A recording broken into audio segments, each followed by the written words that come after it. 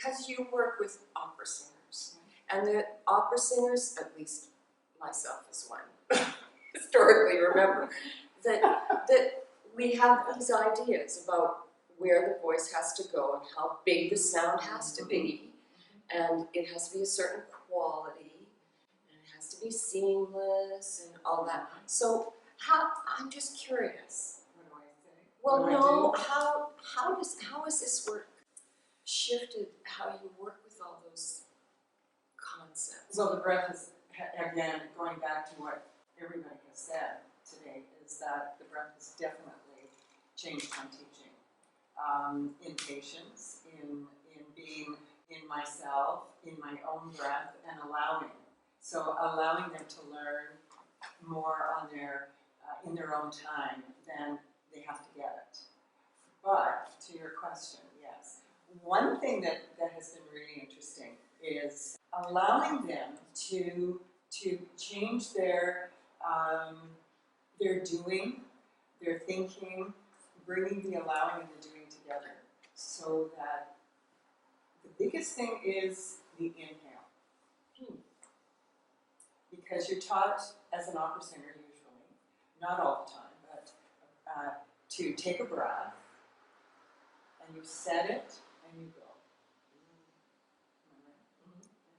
Where we taught this, you know, you take this breath, a large breath, because you have to fill up, right? So you take this breath, and usually it is not anywhere in the lower. The lower body is completely cut off, completely. So it's all up in the upper body, and the ribs come out, and now you're holding. And then you hold. You hold. Yeah. So it just took me forever to get rid of that tension. Right. So what if you allow the inhale to come in instead of taking that inhale or making that inhale to come in, which goes back to the nose and the core, which you're teaching. You're all doing that. So you allow this inhale to come in, and now with this truth that's going to come out in the breath, you have this passion that comes out of you. So you don't need to project. It's what we're doing right now. As you said, you can start earlier on. You said I can start talking like this, but then when I get going, the voice. So the voice is growing in your passion. So if you have your speaking range, then you go into your shouting range, then your yelling range, and then your screaming range. So singing is pretty screaming. And you're using your own passion in all this. Because if you think of it, if you stand and scream, you have to have a reason to do that. Usually. Yeah.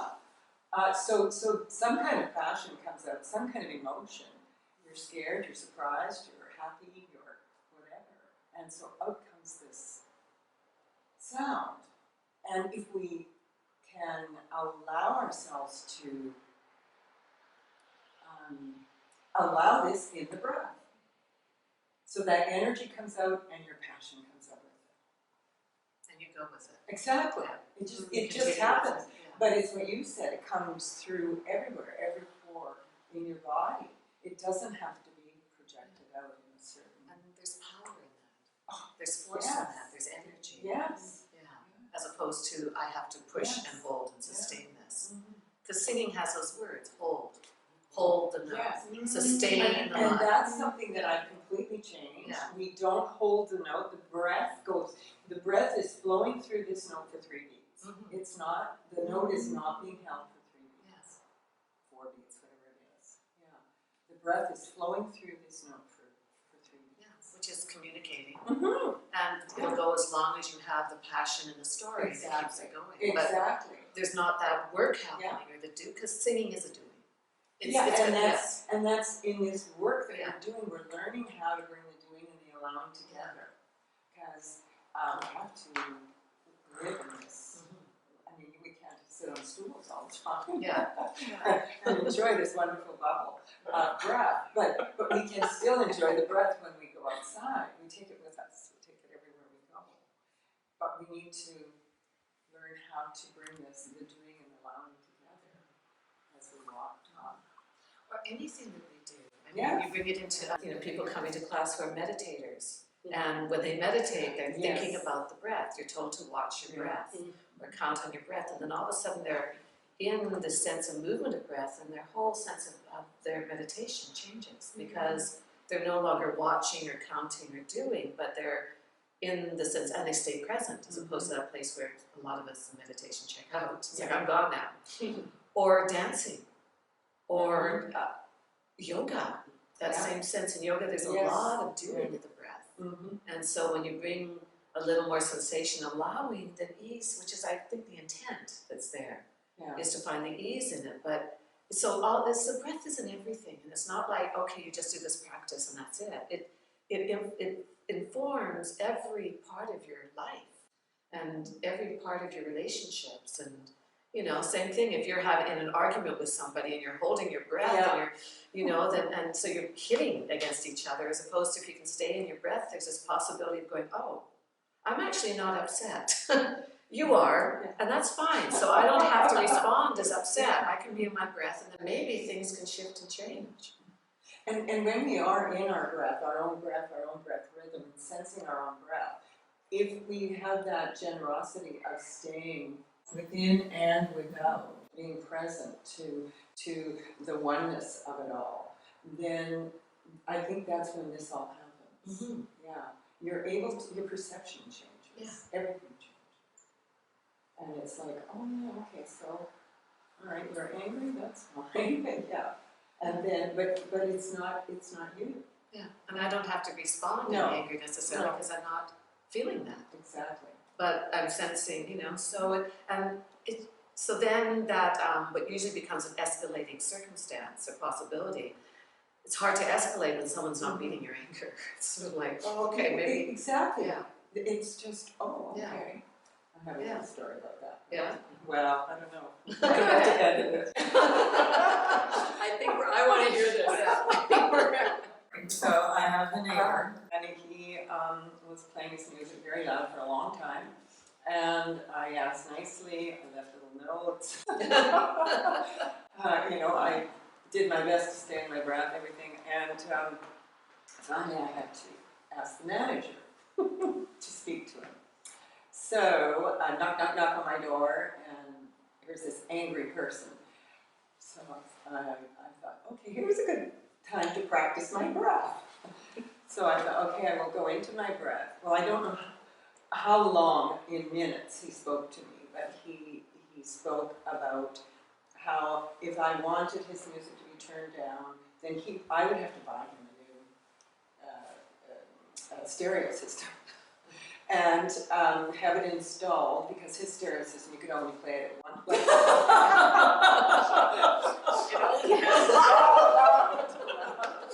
And so I stood there and listened to this until he was finished. And then I said, well, I'm sorry, I've done the best I can.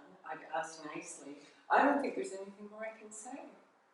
And he looked at me and he said, well, now I feel guilty. And he walked away, and I haven't heard his music since. Oh, wow.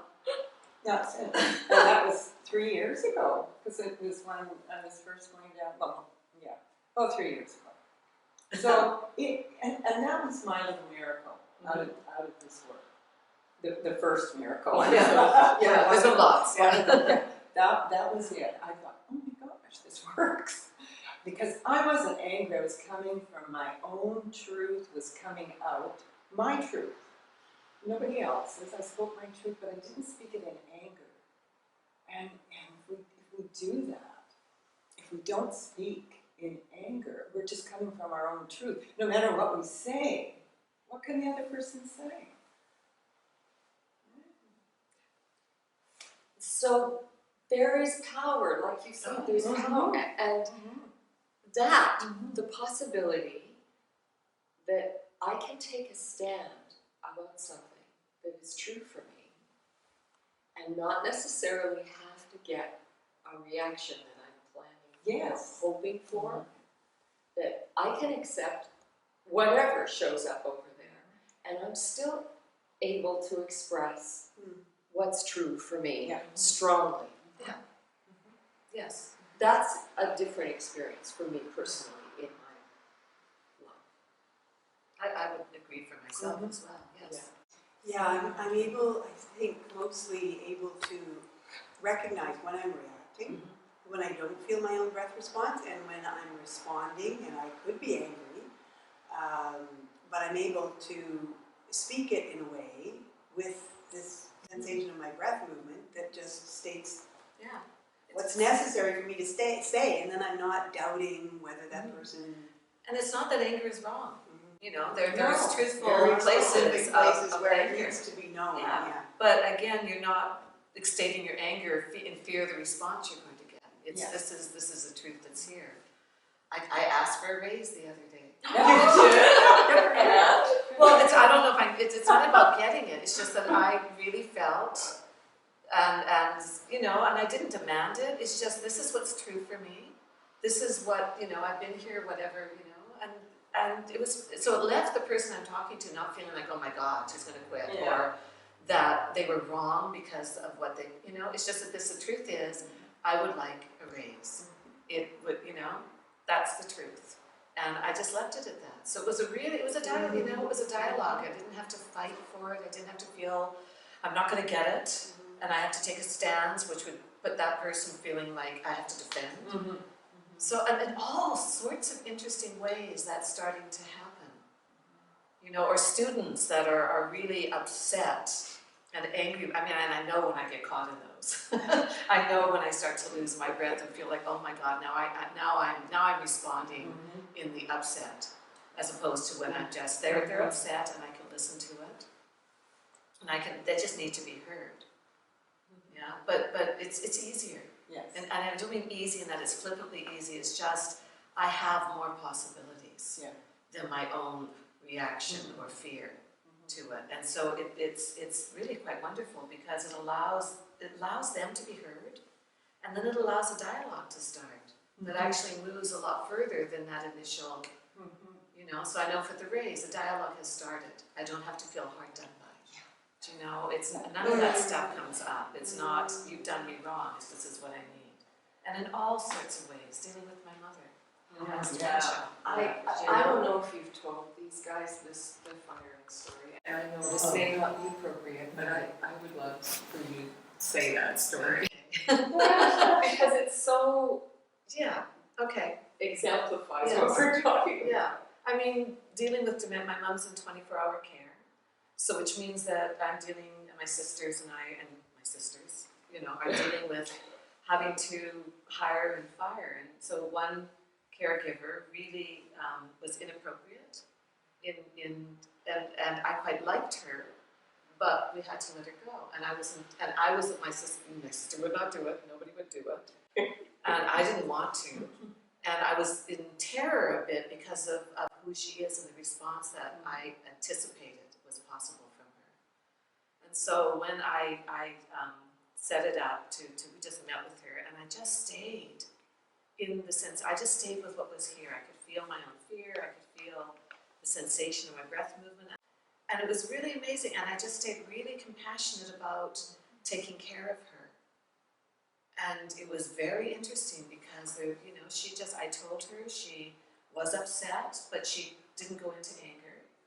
And it was a totally different experience than what I had expected. And she packed up and she left, and I paid her, and I wished her well, and I offered her, I said, it's nothing to do with your ability to care. You were wonderful with my mother. You were not so wonderful with the rest of us, but you know.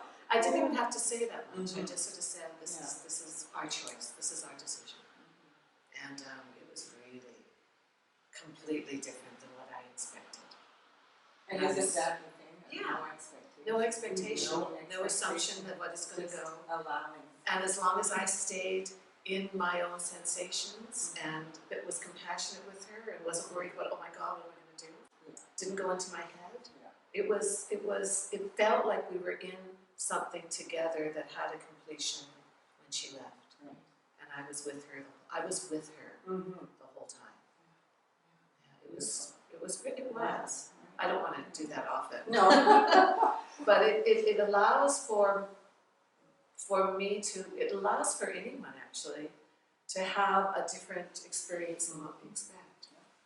There's that things aren't what we think. Yeah. I keep saying that all the time to my students, it's not what you think. Yeah, exactly. You know, but Yeah. you gotta know and experience and feel what your thinking is doing. Mhm. And then when there's that sensation of allowing and I'm participating in my breath and I'm here and I've got a home to be in and the light's on in me, those words, what happens is totally what is the word? It's different. It's not, it's that's where magic happens. Yes. And miracles Yes. happen. So if Miracles, there's yeah. there you're acting or you're singing or you're in business and your relationships with people that you are managing, or just in your day-to-day life with your partner, or your kids, or your dog. Do you know? But it really allows for so much more to be possible. I wanted to address something you said earlier on about it's not all that easy. It's not, and you said it in a There's challenging.